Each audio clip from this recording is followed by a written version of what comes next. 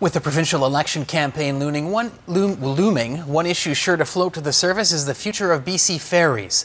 The corporation has reached a crossroads. Fares have ballooned, ridership is down, and losses are forecast to exceed $50 million a year for the next 4 years. This week we are taking a look at our ferry system, what's wrong, how we can fix it, and BC Ferries in the future. First, tonight, a look back at a world-class service many of us take for granted. Can you remember your first ferry ride? If you grew up on the West Coast or visited Vancouver Island in the summer, BC Ferries is likely woven into the fabric of your childhood memories. I had one awesome trip when there were whales jumping off the side, and it was really cool. I used to play on the poles that were around because there were no play centers or anything, and got told off. So childhood memories are sitting in a seat trying not to get in trouble. During the first half of the 20th century, Canadian Pacific Railway operated ferry service between Victoria and Vancouver. In 1958, a strike shut the run down for 2.5 months. Blackball ferries serving Nanaimo also served notice to strike in solidarity.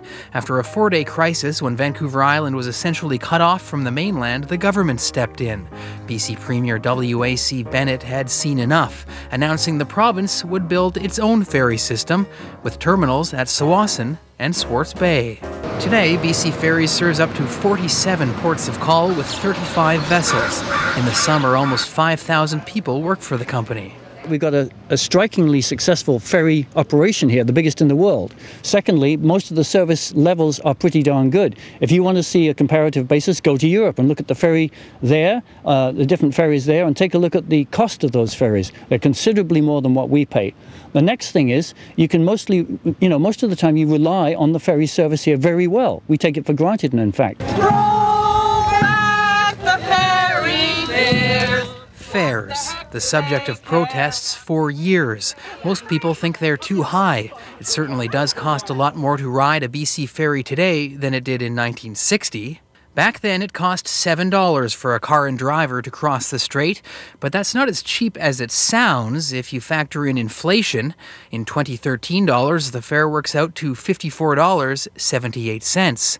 The actual April 2013 fare is $66.75. We want our ferries to become part of the highway, the way it should be. When W.A.C. Bennett created the Crown Corporation, it was. And one former ferries minister says it still should be.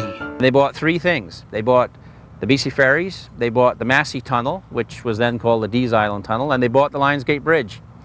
And all 3 of them were designed to be an unimpeded, unrestricted access to communities that were otherwise restricted because of the lack of those facilities. Should we reverse course and direct the ferry system back to where it began as a Crown Corporation? That question and more on how BC Ferries has sailed into rough waters tomorrow.